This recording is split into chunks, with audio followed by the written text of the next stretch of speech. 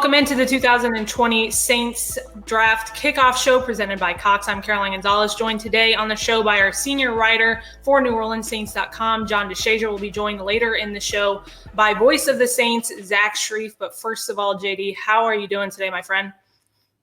I'm doing great. I've been home probably longer for an extended stretch amount of time than I ever have as an adult. I'm sure my wife is itching for me to get out of the house, probably more so than I am, but hey, she's stuck with me right now for better or for worse. And so right now it's probably for better because I'm home with her all the time. Yeah, I'm sure she's ready to get rid of you. I know I would be, JD, but let's go ahead and run through the Saints draft picks for this year. In this year's draft for the Saints, in the first round, they have a pick at number 24. In the third round, they have number 88. In round 4, they have the 130th pick. In round 5, the 169th. And in round 6, the 203rd. Now, it's no secret this year's draft is going to be a little bit different as we come to you all from our own prospective homes because of COVID-19. But we've heard a lot about what's going to go into this year's draft for NFL front offices. What have you heard a little bit about what this year's draft is going to look like, JD? Well, I mean, it's going to be, basements and living rooms and that kind of thing. And basically the MVPs of this draft are going to be the team's respective IT departments. Mickey Loomis is going to be doing it from his house.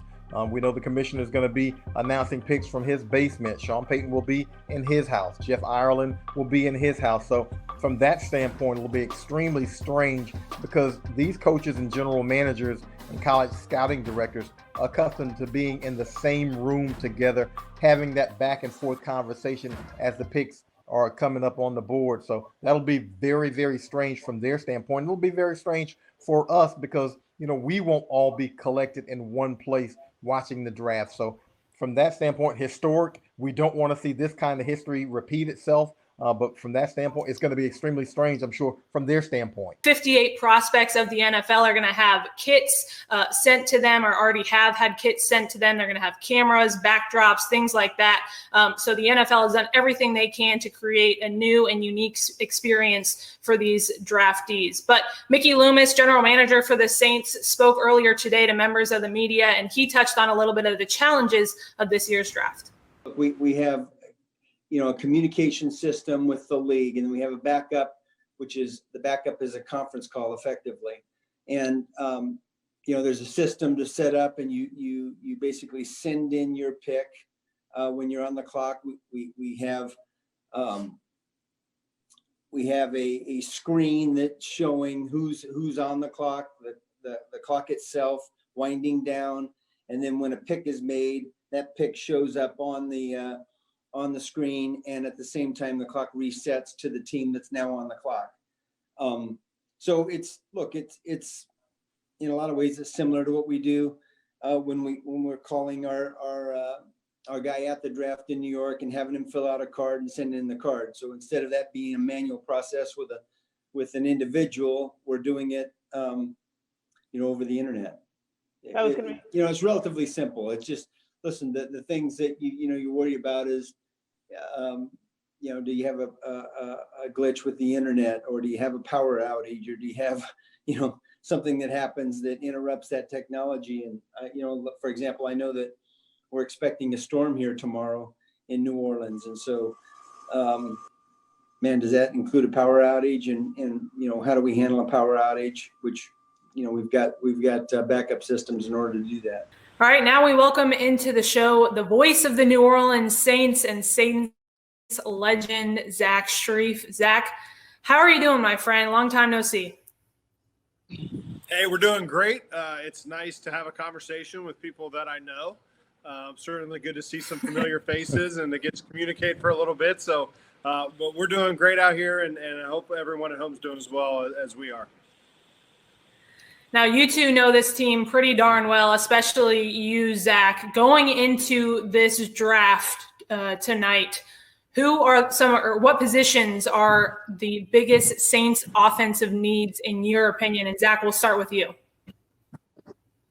I think there's kind of needs all over the place. I don't think there's a whole lot of immediate needs necessarily on this football team, but I think you could see the Saints in the first round look to the wide receiver position. You could see them look maybe to the interior of this offensive line. Obviously, have a good option in their inside at Eric McCoy at center. But they have been looking for a swing tackle for several years. Larry Warford does have another year on his contract, but you develop those offensive linemen. If there's a guy they love, it's a really deep class at the tackle position. And then wide receiver, obviously the signing of Emmanuel Sanders is big, but a guy who's a little bit later in his career. And so, the continued evolution of that position is an area you could see. I do think they have needs at running back as well. It's just not a position that you see teams go after guys in the first round very often anymore. But I do think running back is another position that you could see the Saints go. And this is all assuming, I know John said earlier, if they stay where they are, which they haven't, you could see them try to bump up and possibly grab a quarterback as well if one of those guys slides. JD, what about you? In your mind, what are the offensive needs for the Saints going into this draft? Yeah, I'm with Zach on the most glaring one I can think of as a receiver, even though they have, as you mentioned, Emmanuel Sanders in free agency and have Michael Thomas on the roster. And Traquan Smith is around, but Traquan Smith hadn't quite been what they've expected so far. So I could see a receiver maybe being the pick for this team early. I also see a quarterback at some point in time in this draft. I don't know exactly where, but if Taysom Hill is going to be on this team and Drew Brees is going to be on this team and they don't have another veteran in free agency, they're going to have to get another quarterback from somewhere to allow Taysom Hill to do the things that he's able to do in his other respective positions. And I think at some point in time, don't hold me to this, but I think the Saints might be looking for a tight end somewhere maybe later in the draft. They went after Alizé Mack last year. Taysom Hill, you can't continue to depend on your number two quarterback to be your backup tight end, your number 3 tight end. And so at some point, I think they might have to get a tight end in there. Interesting, different perspectives. I saw JD there, or you mentioned wanting a tight end, and then Zach, of course, you think there needs to be help on the offensive line. So different perspectives, but I'm going to put you both not on the clock yet, but I'm going to put you on the clock at some point. So keep your picks and your positions in mind for when we do go on the clock. But let's go on the other side of the ball. Saints defensive needs going into tonight. Zach, we'll start with you again. So, I think the linebacker is the position defensively where this team needs the most immediate help, really across the board. Obviously, Demario Davis has been incredible. What a free agent signing for the Saints. Demario Davis has been fantastic. But they've had some issues at the other positions. They've had injury problems. Alex Anzalone, who's been excellent when he's been healthy, but has missed a substantial amount of time with injuries. We know Kiko Alonso, right as he kind of came along last year, he gets hurt and misses some time. AJ Klein leaves in free agency. So, you're fairly thin at that position. Craig Robertson's still on the roster. So I think that's the area. I think they can find an impact player at linebacker, and particularly at the inside linebacker position. We've seen Demario Davis spend most of his time at the will position. I think that Mike role is the area that I'd like to see them go after early on in this draft. You could also add depth to the defensive line. That's always, but Sheldon Rankin's coming off of another injury, always looking for pass rushers and always looking for cornerbacks. You have Jack Rabbit for another year, and then he's going to be a free agent. Marshawn Lattimore is about to be in that range where he's looking for his next contract. And so, again, there's places all over, but I love that inside linebacker position for the Saints. JD, what about you? Who are your defensive positions? Yeah, I can literally save you a lot of time and just say ditto, because what Zach said is pretty much exactly what I was thinking along the lines of. I mean, I think they have to get a linebacker, because outside of Demario Davis, there are just too many unknowns at that position. And of course, you can't ever go wrong having too many corners or having too many good defensive linemen. No, Carl Granderson is the guy that they believe in, who played some last year. And they've got some young guys that they can rotate in at the defensive tackle, but you can't ever go wrong having too many guys who can apply pressure to the quarterback. And you definitely can't go wrong having too many guys who can cover. All right, Zach, consult whoever you need, phone a friend, whatever you have to do, but you are officially on the clock for your first pick. If you're making the selection for the New Orleans Saints, who are you picking? So the guy that I'm kind of having my fingers crossed slides to the Saints. And again, I think not only do I love this guy being drafted at this position in this number range at 24, I think it's a great value for the Saints, but Kenneth Murray, the inside linebacker for Oklahoma, is a guy that I absolutely love. I love his style of play. He is a sideline to sideline physical player. He can run, he can hit, extremely aggressive at that position, was really productive at Oklahoma. He also really fits the mold of a Saints player. He's an outstanding teammate, an outstanding leader, incredibly intelligent. They talk on and on about the amount of time he spent studying film at Oklahoma. And when you look at what Mickey Loomis and Sean Payton and Jeff Ireland have talked over and over again about who they want to draft, it's guys that love football, guys that are great teammates, and guys that are smart, intelligent players. And to me, Kenneth Murray checks all those boxes, and I think there's a chance that even as the number one inside linebacker in this draft, that is a position that has kind of traditionally slid the last couple of years. Teams are more aggressive to find what they consider premier positions, defensive end, receivers, wide receivers, that inside linebacker spot. I think he could still be there at 24, and that would be my pick for the Saints. Interesting. Now, JD, now you are on the clock. I believe the pick is in. Go ahead with your pick. Well, I'm going to stay at the linebacker position. I'm going to go with Patrick Queen from LSU. Because I know Saints fans really want the Saints to pick a guy from LSU.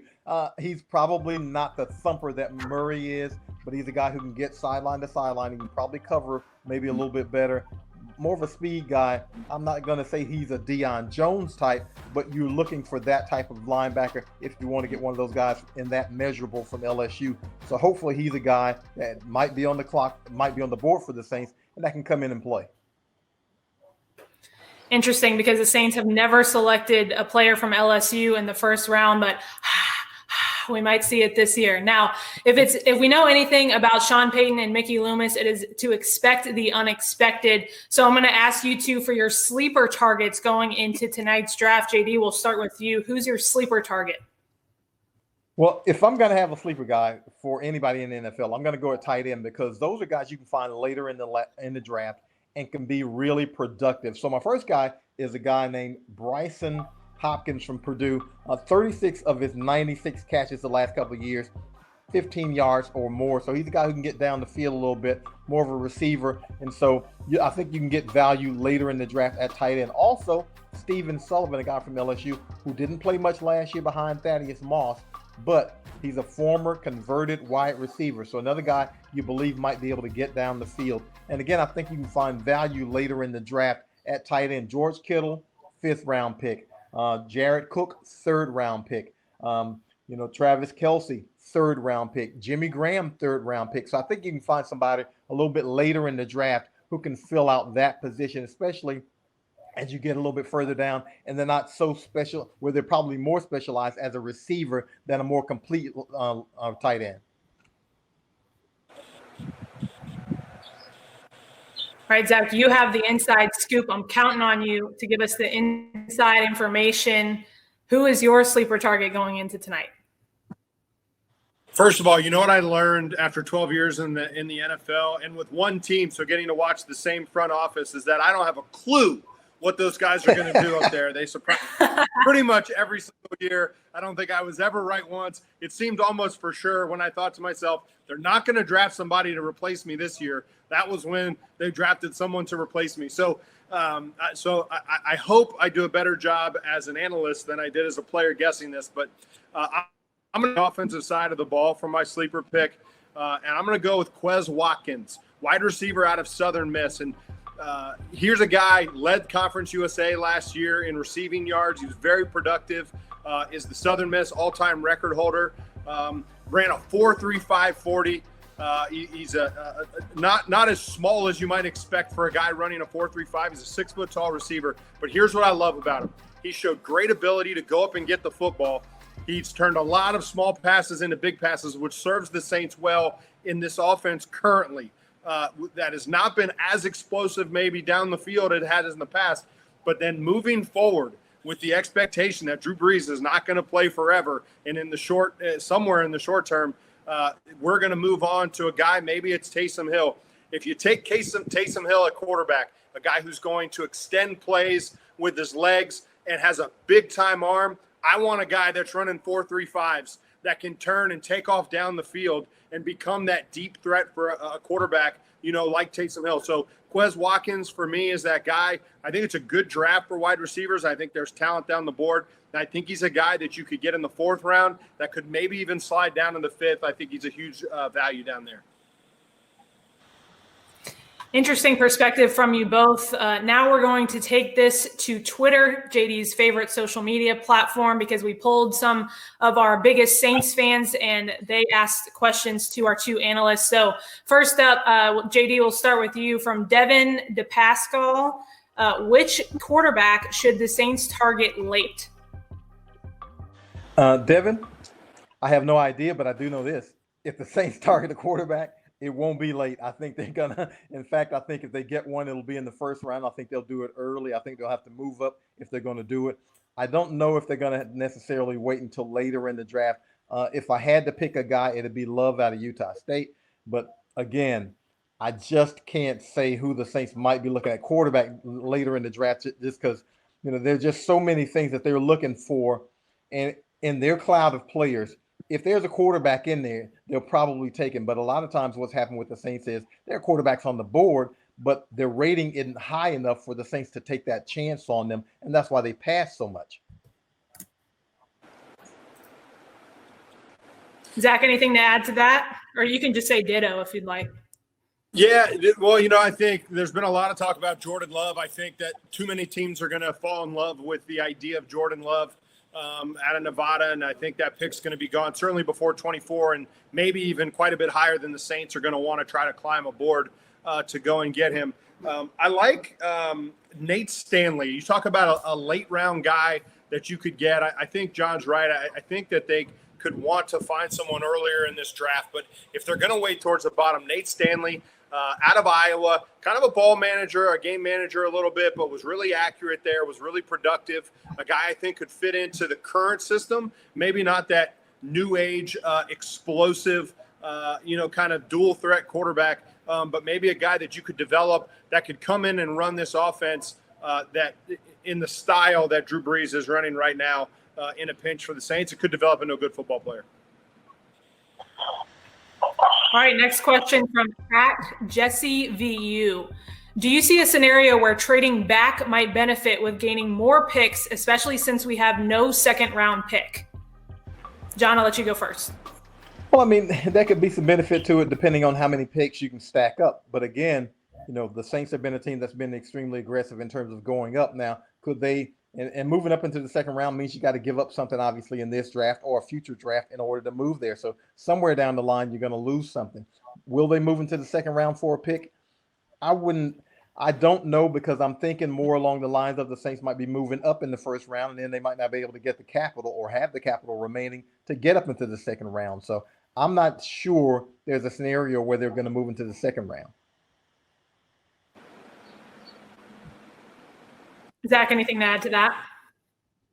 Yeah, I mean, there's value in it if you get the right trade offer, right? And yet the Saints have certainly shown over the past really 14 years now that they're a lot more apt to move up, be aggressive, use some capital from the next year to go and get a player that they love rather than kind of sit pat and wait for somebody. This football team's only had 33 draft picks in the last 5 years. That's 5th least in the National Football League, and yet they've produced 13 starters out of those 33 picks. This is a quality, not quantity draft office. It's a more aggressive group. I think it's more likely you see them make a trade to move into the 2nd round from with other picks than it is for them to trade back into the 1st round or back into the 2nd round. I'm sorry. We briefly covered this in the first question, but this comes from @NOLA Saint Report. Will the Saints go quarterback early or don't go for it at all and grab other positions of importance, for example, linebacker, wide receiver, cornerback, not quarterback? I think if they're going to do it, I think they do it early, but I think also a lot depends on what they might feel that might be out there on the free agent market, that secondary market, because the Saints need a 3rd quarterback.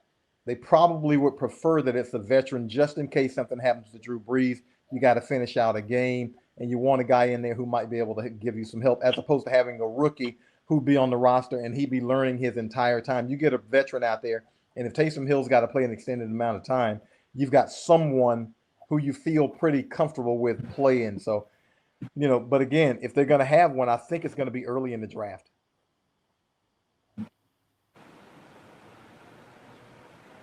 Zach?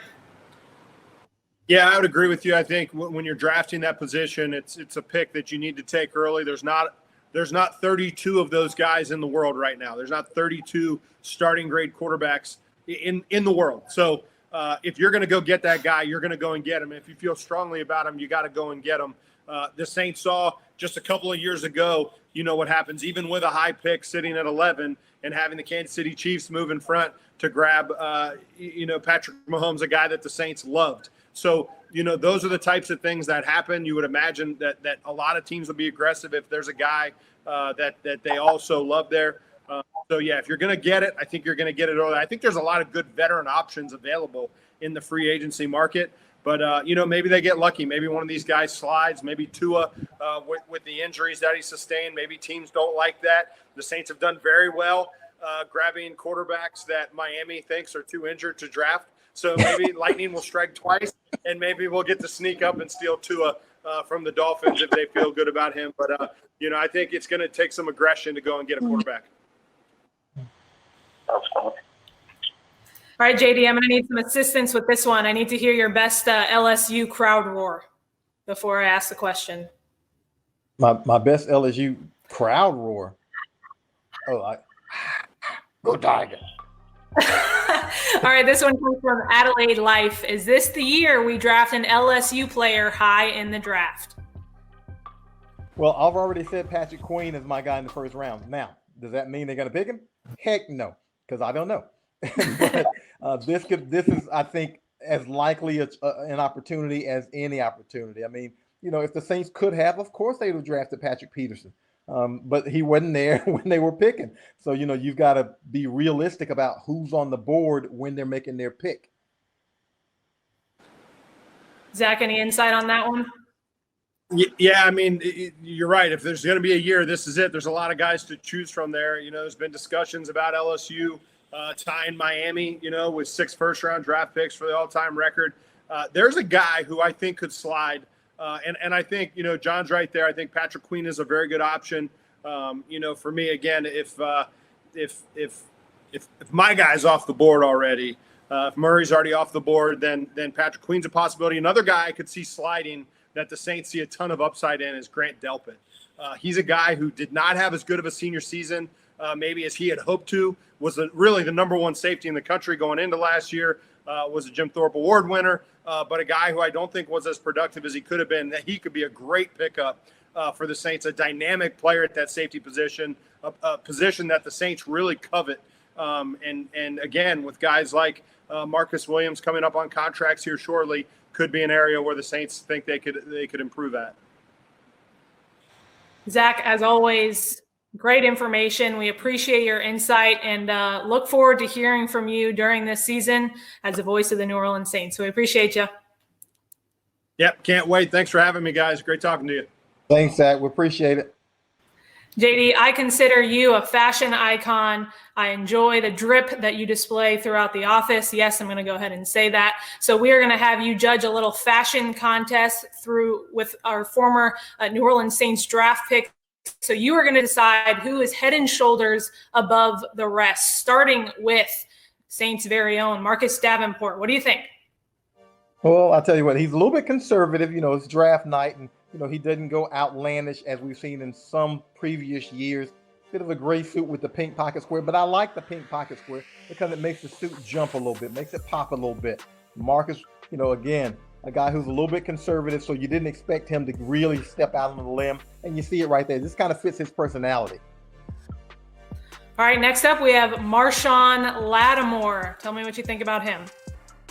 Yeah, now, and this doesn't fit Marshawn's personality because Marshawn Lattimore, a guy with a little bit more swag, he's got a little bit more drip, as you say. And so, he's a little bit conservative draft night. So maybe he's thinking, what, let's downplay it a little bit until I get that signing bonus money, and then I'll step out a little bit. But, nice gray suit, black tie, pretty conservative. All right, speaking of swag, let's go on to defensive end Cam Jordan.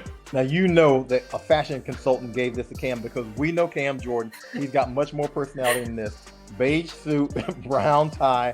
And so, again, he makes it pop a little bit with the shirt, you know, the multicolored shirt. But that's not necessarily him. And it doesn't even look like him. Look at that low haircut right now. You know, he's got hair down his back. He should be representing Head and Shoulders right now. He'd be a great representative. I don't know what his flakes look like. If he's like me, he's flakeless. But hopefully he'll be able to get that thing going in a little bit in the future. But again, for him, a bit conservative. All right, last but certainly not least, one of the greatest Saints picks of all time, arguably, Reggie Bush. Tell me what you think about this. You know, Reggie dressed like an OG, man. Look at the vest. Look at that Elliot Ness look.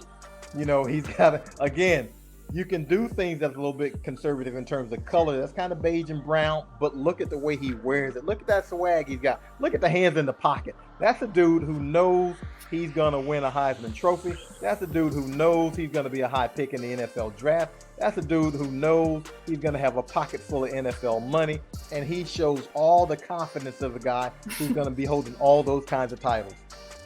We heard from Saints general manager earlier in the show talking about the difficulties presented in tonight's draft, but we will also hear from Sean Payton and Jimmy Buffett as they caught up last week. They talked about a wide range of topic from Jimmy's most recent album, Life on the Flip Side, which has a whole new meaning now, tonight's NFL draft, and much more. Let's go ahead and take a listen.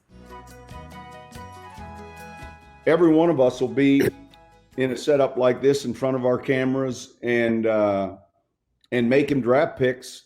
And then we'll be on a separate call with our GM and with our scouts. And it'll just challenge us a little bit in a unique way, but that's getting ready to happen. There's always these cause and effects, but because of what we're learning to do right now, I think that's going to change business platforms as well. I mean, we're learning that, you know, I was skeptical about the draft process and the meetings that we had 2 weeks ago. And then 2 weeks later, I thought I kind of liked it because I didn't have to deal with Bill and I didn't have to deal with, you know, I could just put him on freaking mute.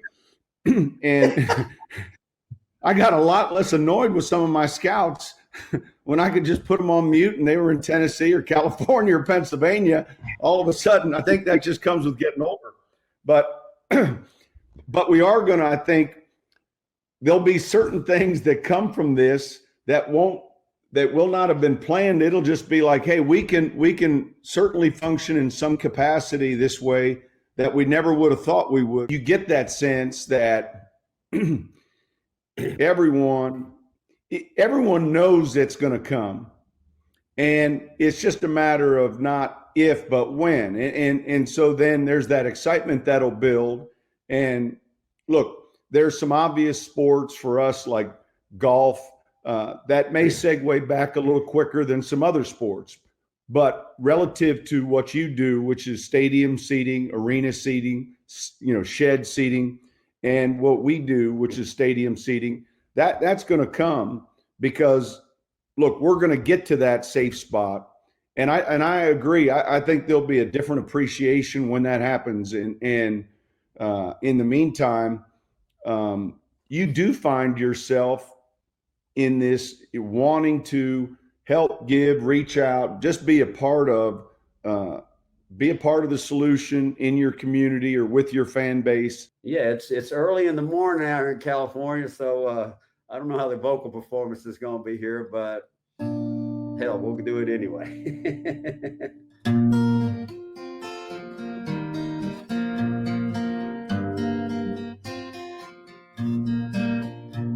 I bought a cheap watch from the crazy man floating down canal.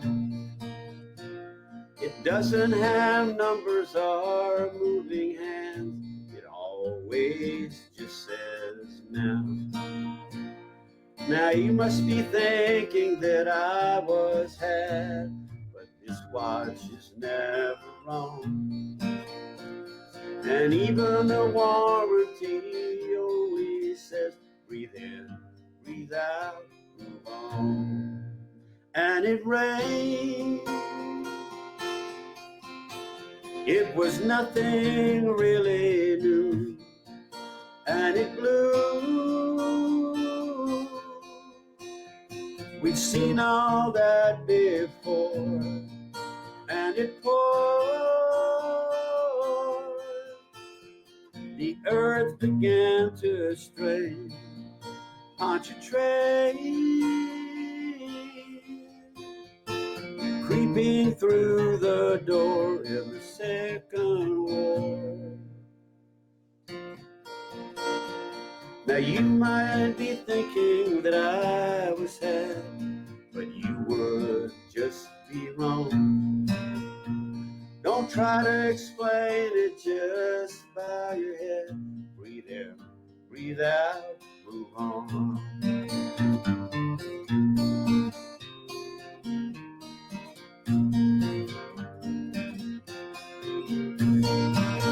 And it rained,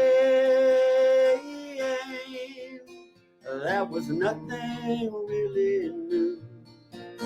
And it poured, thinking Pontchartrain,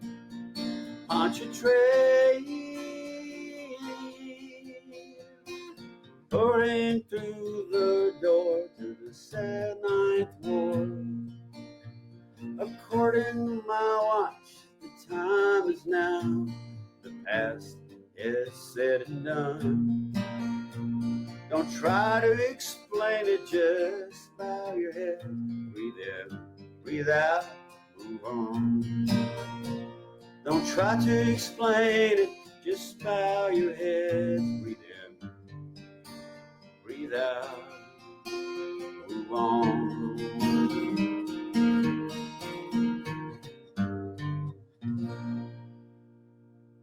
Who dat? Man, Thank you, New Orleans. Thank you, outstanding Coach. stuff.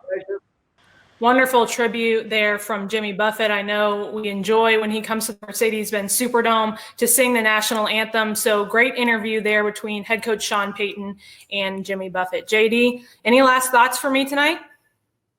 Yeah, one fantastic song from Jimmy Buffett. I mean, I think all of us are really concerned with our frontline workers on the COVID-19 issue. So, hopefully they can derive some sort of, comfort and some sort of inspiration from his song.